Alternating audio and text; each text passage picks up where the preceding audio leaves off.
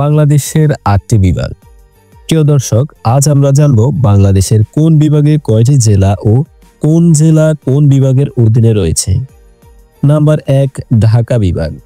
ঢাকা বিভাগের অধীনে 13টি জেলা রয়েছে, যেমন ঢাকা, গাজীপুর, নারায়ণগঞ্জ, মুন্সিগঞ্জ, কিশোরগঞ্জ, টাঙ্গাইল, নরসিংদী, মাদারীপুর, শরীয়তপুর, ফরিদপুর, মানিকগঞ্জ, গোপালগঞ্জ ও রাজবাড়ী। নাম্বার 2, চট্টগ্রাম বিভাগ।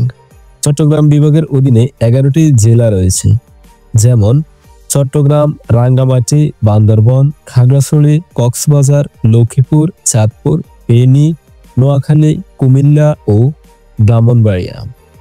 নাম্বার 3, রাজশাহী বিভাগ। রাজশাহী বিভাগের অধীনে 8টি জেলা রয়েছে, যেমন রাজশাহী, চাঁপাইনবাবগঞ্জ, নওগাঁ, নাটোর, পাবনা, বগুড়া, সিরাজগঞ্জ ও জয়পুরহাট। নাম্বার 4, খুলনা বিভাগ। খুলনা বিভাগের অধীনে 10টি জেলা রয়েছে, যেমন খুলনা, বাগেরহাট, সাতক্ষীরা, যশোর, মাগুরা, ঝিনাইদহ, নড়াইল, কুষ্টিয়া, মেহেরপুর ও চুয়াডাঙ্গা। নাম্বার 5, বরিশাল বিভাগ। বরিশাল বিভাগের অধীনে রয়েছে 6টি জেলা, যেমন বরিশাল, ঝালকাঠি, পিরোজপুর, পটুয়াখালী, বরগুনা ও ভোলা। নাম্বার 6, রংপুর বিভাগ। রংপুর বিভাগের অধীনে রয়েছে 8টি জেলা, যেমন রংপুর, নীলফামারী, গাইবান্ধা, কুড়িগ্রাম, দিনাজপুর, লালমনিরহাট, ঠাকুরগাঁও ও পঞ্চগড়।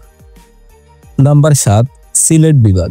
সিলেট বিভাগের অধীনে রয়েছে 4টি জেলা, যেমন সিলেট, হবিগঞ্জ, সুনামগঞ্জ ও মৌলভীবাজার। এবং সর্বশেষ 8 নম্বরে রয়েছে ময়মনসিংহ বিভাগ। ময়মনসিংহ বিভাগের অধীনে রয়েছে 4টি জেলা, যেমন ময়মনসিংহ, জামালপুর, নেত্রকোনা ও শেরপুর জেলা।